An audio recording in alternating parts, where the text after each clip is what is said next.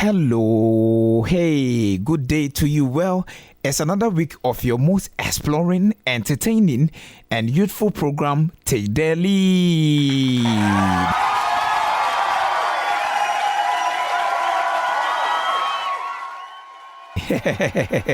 And of course, there is no right frequency to tune into every 4 p.m. than West Africa Democracy Radio, broadcasting on 94.9 FM from the West Wing of Africa, the heart of Senegal, Dakar. Many thanks for joining the cruise and welcome to this week's edition of our youth magazine program, Take the Lead. I am your host. In today's episode, we are going to look at artist management. Follow me for some intro.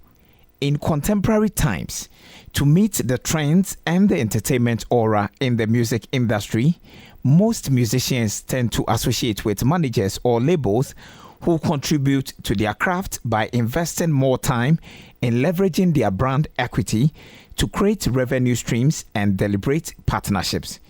Due to the musicians' day-to-day and long-term activities that are numerous and varied, it may be complex and stressful for them to focus on these administrative and partnership works while doing music. And so joining me in the discussion focusing on artist management are my young, vibrant gentlemen.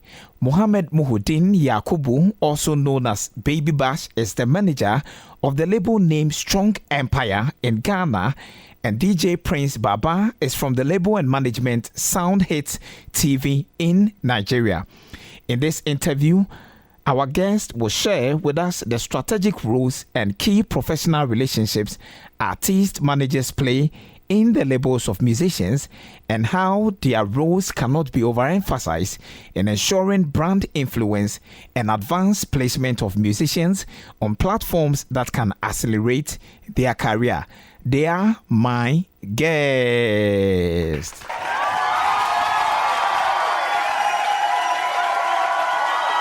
So you are welcome to West Africa Democracy Radio. This program is Take the Lead on 94.9 FM.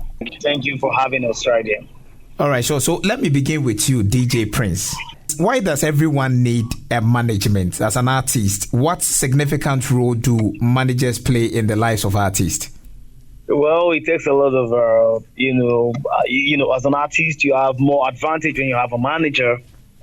Because the manager takes up your stress in the sense that you as an artist, you're thinking about the next song to drop. Also, you can't be managing yourself trying to get out for, the next event you're supposed to perform, your costumes and more. But your manager actually do all of these things for you at all times. So it saves time and also help you to build and also make you build yourself too. Interesting. So, Baby Bash, as DJ Prince is saying, it means that what we as viewers or what we as listeners see is beyond what happens behind the scenes. So, I know it's challenging to carry this mantle singularly. So, what makes the composition of a management team? So to make up an artist management team, I think when I bring it a bit local to Ghana here, it depends on the kind of team that you have or the kind of artist or label that you have. When you are an independent artist, the team becomes a bit smaller. But when you are an artist signed onto a record label, that is when the team becomes a bigger team. You understand? So basically, for an independent artist, he would need a personal manager who would be the one who would be a personal person to him and handle all the business. And then there will be a business manager where he will handle the business aspect of the job. And then you go on to having a PR who will be a publicist for you to make sure that your brand is well represented in the public domain. And then you definitely need a DJ. A DJ will be part of the team so that he will be the one to play your music when there's events and all that. And one thing that DJs also do is they know the kind of sound that they're selling out there. So based on the artist's brand, the DJ can also advise on how the artist should sound so that the people will be able to receive the sound, and then you'll be able to have successful songs out there. But when it goes to having a whole record label, that's when you have the publishers, you have the record label executives that has the concert promoters and all these things. But sometimes when it's an independent artist, it is a bit limited, and then most people are doing performing one or two roles more than they should, because it's not like, I mean, you probably might not have a bigger budget or a bigger team as compared to a main record label. Oh, interesting. DJ Prince, are you there? Yeah, I'm here with you. All right, sure. So based on what Baby Bash said, you could see that there are a lot of elements that are involved in management as far as artists are concerned. Yeah, so but we hear something like road managers, business manager, and of course artists. Oh, you heard about roadmap, Abi? Yeah, road managers. You know, like artists say, there's my road manager, my business manager, or sometimes they say my talent manager. Can you, explain the differences? How are they like? Well, this is how it works, sir. The road manager, per se, takes care of the responsibility of planning the kind of event he should attend as an artist. And also, he helps in strategizing. Do you understand? He helps in marketing and more. Then the business manager takes responsibility of the business part. For instance, if you're going to pay for my artist, I remember when I used to manage Eriga, Paperboy, and currently now Harry Song. I have Harry Song on my list as one of the artists I manage at the moment in Nigeria. Wow. You definitely, on your part, do not go for a business discussion outside the business manager as an artist. Yeah, so your business manager takes responsibility of how much comes in. The agreement, like if you're to pay, for instance, 10 million naira for Harry Song to get a performance in Nigeria for any of your show, automatically the business manager does the discussion and get back to us. That is the business manager. Now, talking about talent manager, your talent manager is a person, just like he said earlier, he talked about a DJ. Yes, you have a DJ as part of your team. Your DJ can be your talent manager because he listens to your song, criticize them, and also check and know the kind of songs you should drop out there for people to sell or not. If your song is not sellable, your talent manager takes care of that. He also takes charge of production team, and also takes charge of your kind of songs you drop, basically. So he's in charge of your management, your talent. If you die down as an artist, it means your talent manager is not active or not a good one. Wow, that is a very, very clear explanation for us and our listeners. And that's yes, and that's the reason why you see most artists, after having dropped some album, they are known in Africa or in the world. Then after a while, you don't hear about them anymore. Interesting. That is the problem. Interesting. Yeah. So, Baby Bash, based on what DJ Prince is saying, what are some of the synergy management built with producers and song making? Because at the end of the day, as he's saying, all these factors comes into play before we hear that beat that we dance to. So how is the synergy like? I think it's all about understanding that it's business that you're doing and not necessarily emotions. Because when you put emotions first, your decision making becomes a bit different as compared to when you understand that it's a business that you're doing, and then the music that you're doing is not for yourself, but it's for the public. That is why a lot of people have different ideas as to what you do. That's why you need a little bit of a number of people in your team. So maybe your personal manager might like jazz, your business manager might like piano, your DJ would be a DJ who plays every song. So everybody brings the bit of idea that they have, then they know that, for where I go to, this is the type of music that gets played here. So that they know different tastes of music come together, and then they use that for the production, and then they're able to be well equipped about what the public know or the public wants, so that when they bring it onto the table, the artist also becomes somebody who's acceptable to contribution. So when it comes to contributing to what makes the song a song that everybody would like, he would accept it. Then they start creating the music, and there you go. So it's just the synergy runs around everybody in the team and how they're able to accept the fact that everybody's contribution is very, very important. Because when one person starts to act like a boss and starts to act like something else, the whole conversation becomes different, because then nobody's idea or nobody's contribution would be taken into seriously, and it becomes a one-way thing where anybody's doing what they think is good, but not what the team accepts that is good. Wow, interesting. I mean, with all these that you people are saying, I'm understanding that this is really, really a big industry. Maybe, I don't know, maybe a part of the world we are not seeing it that way, but we delve into this. So, DJ Prince, with what Baby Bash has said, you realize that you people put a lot of work to ensure that whatever product that you are bringing out becomes the authentic one, becomes what can be received. So let's talk about the behind the scenes in the making of music. What goes into deciding on which genre of songs an artist must work on, especially to bring on the album? Because sometimes when you interview them, they are like, oh, we have like 50 songs, but we are releasing them in pieces. My management said we should put this on my album. How do you, put all these things together? I don't know if my question is clear. I understand what you're saying. Like, when you put the craft out there, the reason why you have to choose, a particular song to go or not, right? Mm-hmm. It's like this, the behind the scenes you talk about in the studio, as you're making a hit as an artist or a producer, the attention you get from people in the studio or from your managers tells that this song is a song for everybody. You get. Now, most times the artists get demoralized when you tell him you're not dropping this song, you're going to drop the other one first. Do you get? Mm-hmm. They don't get that understanding. They feel bad, like, why am I not dropping this song at this time? And sometimes you drop the song, you do a song that might be out of sell. Like out of sell in the sense that there are some kind of version of songs you do right now. When you talk about Amapiano and some other rhythms who are reigning, but as an artist, if you're versatile and you're unique, you're able to create a sound. The acceptability in the studio tells that the song goes out. So you don't just put that craft out there. Example, I'm giving an example to one of the recent jams dropped by Harry Song. Harry Song has a new song called Asante, and Asante featured Majid and Kamido from Ghana. You get. Yeah, Asantewa is one of the biggest songs right now trending across Africa and all platform. I remember when he did that song, when we were recording the song, I was part of the production team and more, and I told him, I said, look, bringing this guy from Ghana will be a suit for it, and he's going to sell our song. Like, oh, okay. He did that. Now we have Majid and we have Kamido on this song, one of the fast-selling songs. Now this is how it sells. Most fans of Kamido and the rest definitely like the song. You get, because they listen to Kamido and more. And Harry Song is one of the best songwriters I've ever met too, and one of the best singer.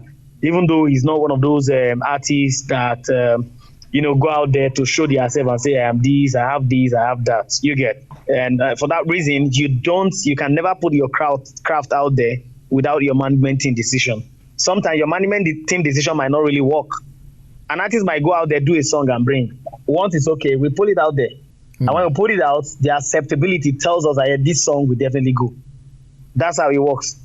And sometimes it's not really easy in the studio where you have to tell the artist, no, remove this line. Don't use this word. Why not use this other word? You understand? These are the stress where you have a lot of arguments. And these are the behind the scenes before you get good craft out there. Wow. Interesting. That's powerful. So, Baby Bass, let's talk about how managers strike balance with their artists in terms of stipulating how much each should earn from revenue. How do you build that kind of understanding? Because at a point, maybe, I don't know, is it like, because an artist feels, I am doing much of the work, I need to take this amount and those things. How do you build that kind of professional understanding? Just like how every business runs, it's all about input and output. The reason why some of these labels actually take more from artists is because it's because of what they put into it. So if you're coming and all the label is asking for is your talent, so that means the label is going to have to handle your video shoot, your costume, your accommodation, your feeding, and like everything related to your craft. That means the label is putting in a lot into you. But so there are some artists who have the money, and all they need is a management team. There is DJ Prince was citing an example that the management team could be wrong, but that notwithstanding, it also means that you definitely need a management team because you can't do the job alone as an artist. So with that, you definitely need a team. So if an artist has the money and then he's the one going to employ the team, it means that people coming in would not have to put in finances, but would actually have to put in their expertise, and that might also affect how much they receive as their dividend when it comes to dividing whatever or percentage or whatever. So dividing, having what you receive at the end of the job all depends on your input in the business. So if there's an investor you have that is investing into your business, he has his cut. So it's just like every other business, your input into the job determines what you get as an output. So these things are contractually signed for everybody to understand the percentage that he or she is getting. Yes, definitely. You're getting into a business. If today you are going to be employed into a company, before you actually start work, the company will tell you how much they are going to pay you. So just like every other thing, music is a full-time business. It's not a part-time job. It's a full-time business. So if you're getting into it, you definitely have to know or be aware of how much you're getting, how your payment is going to be done. Are you getting paid based on commission? So there are some managers or event promoters are the ones who, or booking agents are the ones who work on commission, because what they bring in is business. So when they're bringing in events, they get a cut out of the business, how much is being paid to the artist.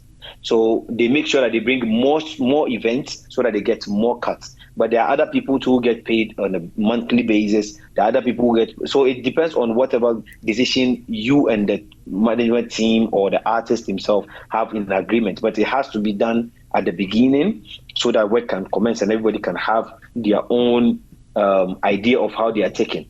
That also prevents the whole conversation of when the relationship between you, the working relationship between you goes sour, and the one person will go about and go like, oh, I worked for him and I didn't get anything on all that. So when you put everything into agreement and then you agree to it and you work towards it, I don't think if there's a split between you, there will be that kind of conversation running around. Wow, that's positive. DJ Prince, are you there? Yeah, I'm okay. Yeah, so Baby Bash has comprehensively guided us through, all these, contractual agreement that needs to begin, just as any kind of business when it involves, income generation or how, monies should be splitted between artists, managers, and artists. Yes, we shared among artists. Yeah, but a lot of entertainment pundits believe management should put artists on a fixed salary, so that at the end of the day, regardless of how much you are earning, this is your salary. The other ones goes into more of the craft. Do you share the same view, and why? This is it's not a good view. Okay. You allow your artists. You see why most artists, after a while, they don't get anything at the end of the day. They have nothing to show off. They worked for several years, being known, and they don't have much money in their accounts. That's because they are on the pay. It depends on the agreement, just like you said, the contract you signed with your management team and others too. It's a business. But on the other way around, the artist put the craft. It is not you, the manager, that is putting the craft. So why are you restricting the artist from making money? So it's better split that, okay, 60% goes to the artist, 40 to the management, or 60% to the artist, to the management, and 40 to the artist, or 50-50 per se. Depends on your contract agreements. But that is where people are saying that, a lot of artists too we've seen where when they were on their prime, they were buying the cars, spending all the money on big girls and clubs and everything. At the end of the day, they are not able to do much investment. Yes, so that is what I'm saying. So, but if the artist is not restricted, I'm sure he will get a lot of savings on his own. Where you have, and that's where the manager come in too. If you don't allow your artist to overspend or lavish, you understand. Some artists believe they have to. Some management believe in spending, where you have the artists and say always chilling, always taking the artist to one of the best 5 stars and more, and all of that, spending all the money and not getting anything at the end of the day. And that's why I told you that Harry Song stands out. Harry Song has a lot of businesses in Nigeria that people don't even know. He has invested a lot into humanitarian work, where he does charity work. He gives out money to the less privileged, sponsor, the orphanage people and more. So that's where some of his 90% of his money goes. You understand? So what am I saying? Like, he is really carving a niche for himself, where he's not like the other people that cannot have a niche and say, okay, this is where I stand. This is my stand as an artist, or this is what I'm going to get at the end of the day. Most artists, after a while, even their name drops because they don't have that management pushing money for them. Okay, take for instance right now, for you to shoot a video in Nigeria now, you have to have plenty millions in your accounts to have a standard video. Where you have to shoot video for 26 million, 36 million and all of that. So now, to me, it's not really paving way for upcoming artists who don't have money, or an artist who don't have a good management, or an artist whose management is not buoyant. You get what I'm saying? So it's really affecting on both sides. What's your view on that, Baby Bash? Yeah, I think with what he's saying, he's right in everything that he's saying. To add to that, one thing that happens is for artists who are on payrolls that they get monthly pay, it's all in the contract. And one thing that I always advise for artists to know is that we've seen a lot of people who have ended up signing out their masters in return of money. So when the label keeps pushing too much money to you, that means they are actually the contract. That mostly means that you have signed your masters to them. So when you leave the label or your working relationship ends, they own your music. So then you can't keep making money out of what you're doing because they are putting more into you, and then nobody puts more into you and not expect anything in return. So how much of investment the label puts into you depends on what you are also ready to give them. So these labels sometimes become the devil in disguise, where they present you with so much money, but disguised into the contract, they've signed your masters and all that. So when you release the music, it's always about, it's banging. But the moment that you stop working with them, and then they pull out the contract, you've signed your masters to them, so the song doesn't even belong to you. And now the proceeds of the song is definitely not coming to you. And that's when you become a struggling artist, when you used to be a mainstream art. So it's all into the contract that you sign as an artist. When you want to sign a contract in an artist, you need to have you need to have a lawyer present to also be able to review your contract. And then secondly, just like how DJ Prince was saying, you at a point in time you need a financial advisor. If your manager can be your personal, will be your personal finance advisor, you should be very critical about your spending. So you know that, okay, now that I'm getting money, if you know how everybody has that, after struggling, you get your first money and then you want to spend lavishly. It's sort of a human trait. But at a point in time, you need to start thinking of the future. What if the music doesn't work again? Okay. What if something else happens to you? So that's when, if you have a business advisor, he can advise you on where to put your money. He can advise you to invest in real estate, to invest in any kind of business that you guys know that it will reap money for you. So as at when the music doesn't work, it still gets to you. So just like how he's saying, you might not think in a while, you might not have heard Harry's songs become like how we used to know, but because he has made the decisions back then, now he's able to survive on that, and then now he's back and then he's banging again.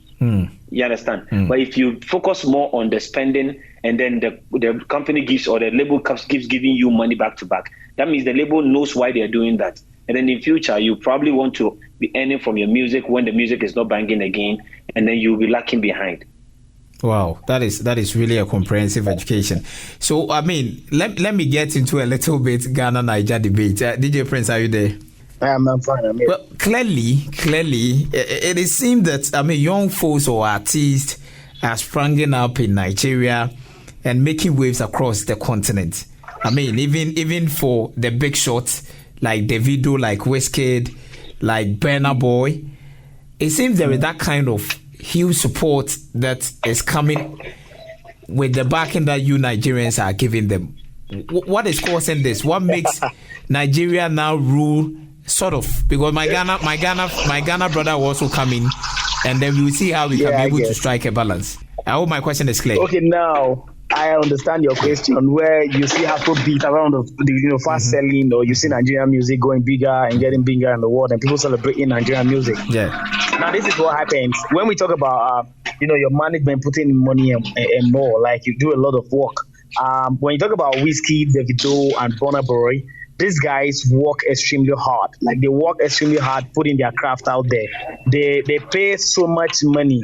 You see, they look at the business aspect. Like, if you meet Davido, for instance, he will tell you that he is a businessman. You get the businessman in the sense that he doesn't just do craft and say, okay, this is just my music. No, you look at the other side of it, where he needs to invest plenty money for the song to go more viral, to go across the globe. You understand? Making waves. He put a lot of money into production.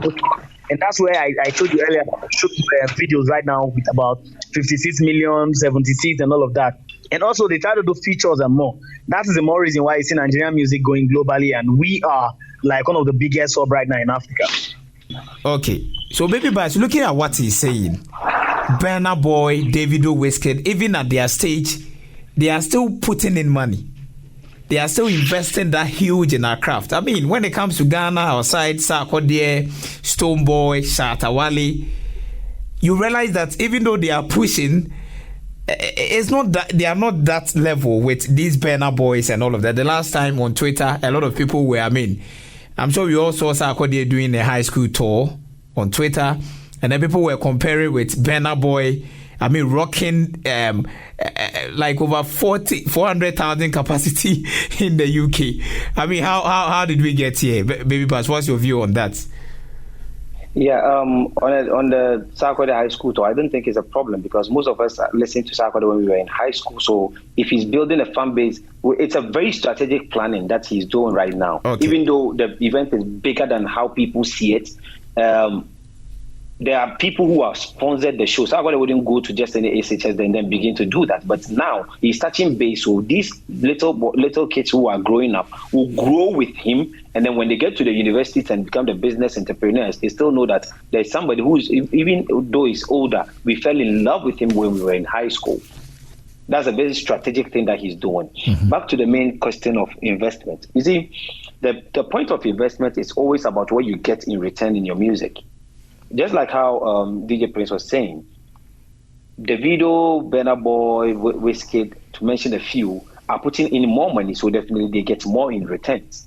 But the problem in Ghana is not really that the artists don't put in more money, but it is because of how we look at the whole business angle. You see, when you go to Nigeria, I believe that in Nigeria, you have a lot of people who are investing in music that are not straight linked to music. They have a lot of investors who are ready to put the risk on artists and then put in the music. Sarkodie is big. He's the biggest rapper undoubtedly in Africa. He's the most decorated rapper in Africa. Mm-hmm. He's a rapper. And if you think about it, all you mentioned from Nigeria are musicians, are singers. Mm-hmm. Sarkodie is a rapper. And if you put him at a pedestal where you mention a big Nigerian artist and he's the one you mentioned, that means he's doing something right. Mm. What we need is to have the people put themselves into places where they can make changes. The president of Def Jam is a Nigerian. The current president and CEO of Def Jam is a Nigerian. So you think when they are around the table thinking of which country to invest in, which country would he mention first? You get where I'm coming from. So but Baby Bass, don't you think it is something that is a trait with Nigerians, that they see entertainment industry as you would say, a business? You know, in Ghana, like, yes, we still have that kind of ideology that entertainment is a hobby.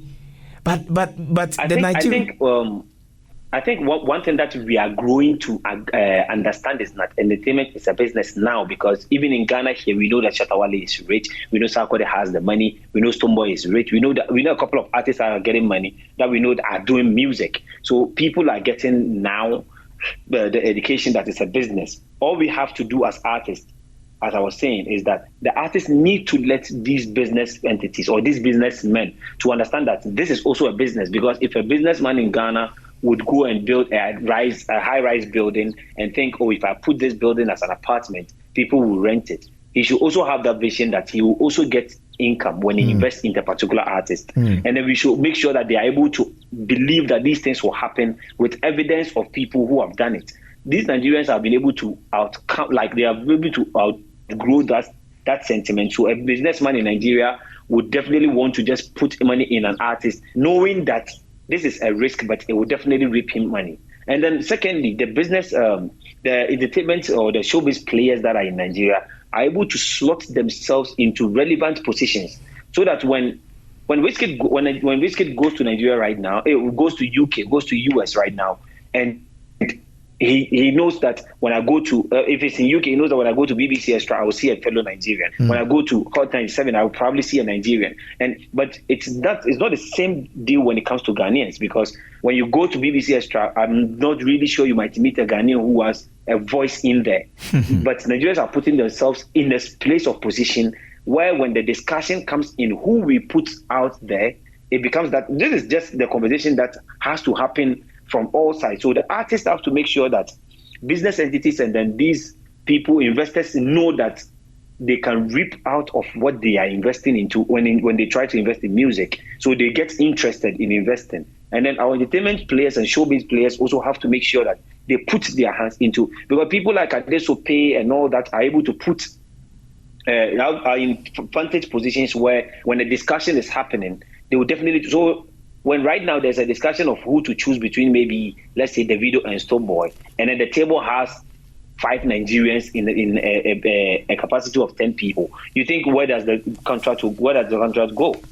You understand? We need to position ourselves in positions of power so that we can make decisions that will affect the artist and then make sure that our music also grows. And then the artist has to also make sure that the conversation is worth it enough so that when they go out there, it becomes, because it's not really about the support system.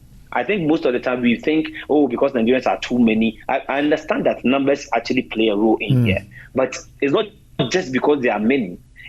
Chinese music would have been, or Indian music would have been the biggest in the world if you're talking about numbers. You understand? But the point here is that the Nigerians are able to position themselves in a powerful position, and then the artists have been able to prove to investors that this is a lucrative business for you to invest into. So the chain works better than how ours work, because most of our investors don't even believe that if they put money in an artist, they can reap what they are sowing. And the artists have not been able to show them or prove to them that this is a lucrative business that I'm into, that you need to put in there. And our entertainment showbiz personalities or industry players too have been put themselves in that position of power where they can make decisions to affect a global stage rather than just the Ghanaian hemisphere.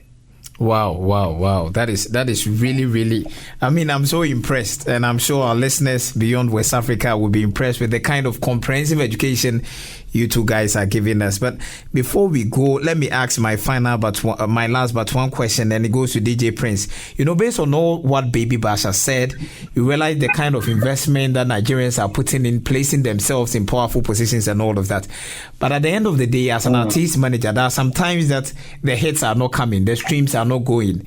How do you guide your artists to stay on course? Because sometimes it is really disturbing, like 2 years, 3 years, the artist is not booming. How does management, keep that balance to ensure that, you still not shift from your genre or your style, but still, have the patience to package something and bring back to us? Yeah, I'll give you an example. For instance, I'll talk about Nyanya on this. Like, Nyanya is an artist who made a lot of name, across Africa. He has toured around the world with the kind of music when he had Kukiri and some other songs. And that's because he had a self-acclaimed record label called Triple MG, Medman Music Group, where he co-works with his manager, Obi Franklin. Now, when he had issues with Obi Franklin, he left to Maven's record, which is Don Jazzy's record label. And after a while, what happened? When hearing anything about Nyanya again, until after some years, he came up. Like, when you talk about, I heard when my Big Bash, my brother, said, Nigerians believe in, human capital development. They believe in talent. They push in money. Yes, I could remember that at some point, Nyanya had a challenge that he was even sued to court to drop back his Prado Jeep and others that was gotten from the management. But after settlement, what happens? The management brought some money. He had some people, some contacts, some politicians that he believed in so much. He met them. He actually teamed up with the Nigerian, artists who are big. He actually called Davido and Kiss Daniel, where they did that song Like. And Like came up to a limelight, brought him another new style. He's got Pretty Waves, and he got another song too in February, where he featured Techno and Mayor Kuntu, which is one of the fast-selling songs too. You get so very nice song. It means that we in Nigeria we are very ever ready to push in money to whoever comes up with good ideas and more. I remember Nyanya talking about asking him for a video, and he was supposed to push in about 50-something million naira, and to the glory of God, the song picked. So sometimes you get distracted when your song, you're not getting that stream, you're not getting that artist going. But with patience and more money, you will get there. In Nigeria, we don't believe in money alone. We believe in support. Just like he said, we are able to get ourselves to some of the key positions, like he said. If you go to all the radio stations, all the media houses, you see that Nigerians are there trying to make one or two. But another thing too, the Ghanaians don't see is that there are a lot of Nigerian artists, who believe in Ghana a lot. I don't know, but they believe I need to stay in Ghana for a while, not because they want their song to go across Ghana. You get, but because they want to get that feel, so they want to get that change of environment where they have the Ghanaians supporting them and more. You get, so it's really, really coming and more, and that's how we get the role. It's not like it's easy. It's not really easy for you to, pick up and after a while drop down. No, it's stressful. And to the management too, you begin to crack your brain. What song do we put out next? Okay, do we start again with our radio tour, the media, the internet, and all of that? You get so. But at the time we push in more money, you definitely get there. And it really works with the grace of God, not just your money. You can put in money, have a new song, and nobody cares. But when I say this is a song and the grace speaks, that's all. It takes and you bounce back. Interesting. Wow, that's beautiful. That's it. I'm so glad. I mean, I've learned a lot. My listeners have learned a lot. So, I mean, as it's getting more interesting, time is not allowing us. So, in a minute, please, beginning with Baby Bash, what will be your final recommendations on others who want to take up this role as artist manager? Yeah, I think for anybody who wants to take up the role, one thing you have to believe in the artist. Because I don't think Bill Gates didn't believe. If Bill Gates didn't believe in Microsoft, he wouldn't have quit school to just go into it. If Mark Zuckerberg didn't believe in social media and Facebook, he wouldn't have quit school to go and do it. So if you want to become an artist manager, you need to believe that the artist that you want to work with has the talent and then has what is enough for you to push him. You have to be the first fan of the artist. And also be the first critic of the artist, because if you're not able to decide the artist and then know what the people want, you keep making music for yourself. And one thing you also have to understand is that this business is not just about just moving around, it's about money. Money is very, very important in the business. Apart from the links that you need, the money is very important, because you can have a link in Nigeria and then you're in Ghana here, and you don't have the money to even take a flight to Nigeria. And that is where the problem lies. That's just like how DJ Prince said. You can literally, like, Nigerians come to Ghana. When you ask the video and Ghana boy, they're saying Ghana is the place where they have enough rest and then they have the clearer mind to come and change their environment. But if you don't have the money, how do you do that? You understand? Money is very, very important. So when you want to become an artist manager, you have to understand that this is not just a one-time game or a part-time thing for you. It's a full-time business that you need to really equip yourself and be ready for it. And it doesn't come all soothing and all happy and everything. It has its own very big challenges that you can invite. And I've always said that business artist management is like having a girlfriend or having a baby.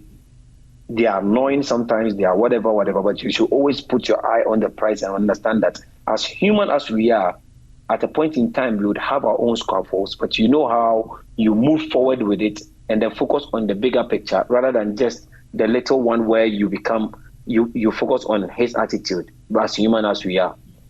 Wow, that's deep. DJ Prince? I'm with you. Yeah, so your final remarks? Yeah, basically, just like he said, it's really interesting. Sometimes you have to package your artist. That's another thing. Another word is you must package your artist. You must make your artist sellable. You must make your artist presentable. You don't just bring an artist on stage and they look at him tattered, they look at him like, oh, an artist visible, where at all time when they go to a particular street they see him. No, it doesn't have value. Your artists remain indoor and look fresh at all time. Eat good food, go to gym, you understand, make sure they are relaxed at all time. So just like I said, put in money, believe in them, work with them. They are like your babies, like you said, and you must definitely put in your money, put in your time, and spend more time working with the artist. That's the only way you get good artists and good, turnout after managing an artist. All right, so gentlemen, thank you very much for joining us here on Take the Lead on West Africa Democracy Radio, broadcasting on 94.9 FM. Thank you for having us on 94.9 FM, West Africa Democratic Radio, Senegal, Dakar. Baby Bash. And someday I'm going to visit. Like, yeah. We would love to see I'm going to come to Senegal. I'd like to come to Senegal.